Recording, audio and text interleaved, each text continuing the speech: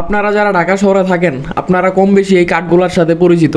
আমি ভাই গ্রামের তে আইছি ঢাকা শহরে কাম কাজ করবার। ঢাকা শহরে আমার থাকার কোনো জায়গা নাই, তারপর ভাই এই ওভারব্রিজের উপরে উঠে একটু আশ্বাস পাইলাম যে ঢাকা শহরে আবাসিক হোটেলের অভাব নেই।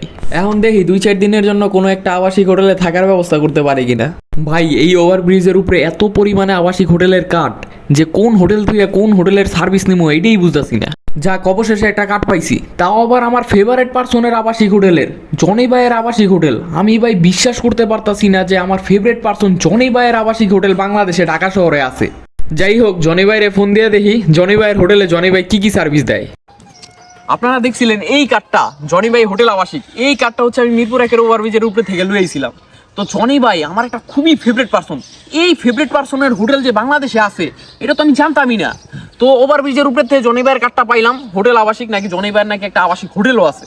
তো ওইখানে নাকি এসি নন এসি সব ধরনের রুম পাওয়া যায়। তো জনি ভাইয়ের এখন হচ্ছে গিয়ে ফোন দিমু, ফোন দিয়া জানবো, জনি ভাইয়ের নাম্বারটা দেওয়া আছে।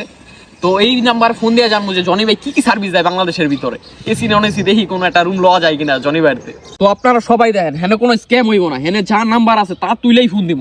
अच्छा।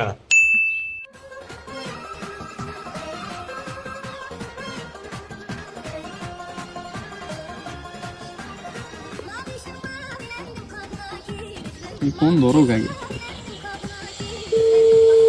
ঢুকছে কল ঢুকছে, কল ঢুকতেছে, তারা মোবাইলটা হাতে নিস।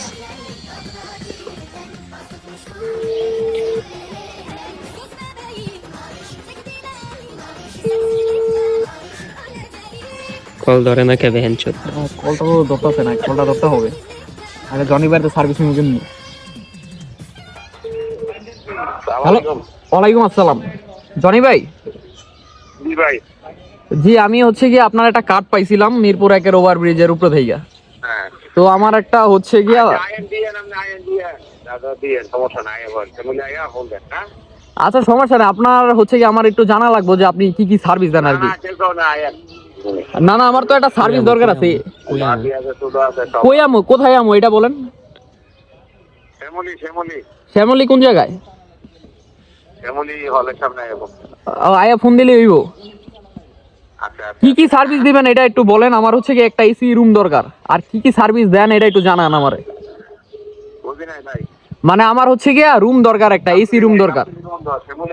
হ্যাঁ না না আগে শুনেন আমার কথাটা শুনেন, তারপর বলেন। আমার হচ্ছে কি একটা এসি রুম দরকার, আর হচ্ছে কি আপনি কি কি সার্ভিস দেন এটা একটু আমারে জানান।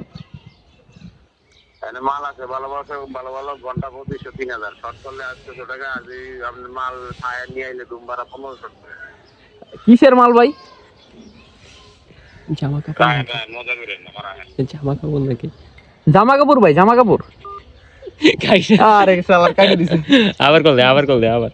তো ও ফোনটা কাইটে দিছে, ওরা এখন আবারও কল দিমু। ও কি মালের কথা কইলা, জামা কাপড় না কি কিছুই বুঝে না। এখন কল করে ভালো করে বুঝার চেষ্টা করুম জিনিসটা কি। দে কি মালের কথা কই বুঝলাম না। জামা কাপড় বেচে নাকি ভাই? হ্যাঁ এটাই জানতে হইব যে জামা কাপড় বেচে নাকি। ল শুনলাম হোটেল, আমি কই জামা কাপড়। কল ধরবো না এখন আবার কলটা ধরতেছে না। এখন ভাই আপনারাই কোন আপনাকে বিভাগে কি কয়। আমি ভাই গ্রামের চাইছিলাম ঢাকা শহরে একটু কাম কাজ করে খামুলো ঘুরমু। তো এখন যদি ভাই ঢাকা শহরে তো আমার থাকার জায়গা নাই, একটা রুম লাগবে। রুম ভাড়া যদি ভাই ঘন্টায় 2500 টাকা হয় তাহলে ভাই আপনার হিসাব করেন মাসে কত টাকা।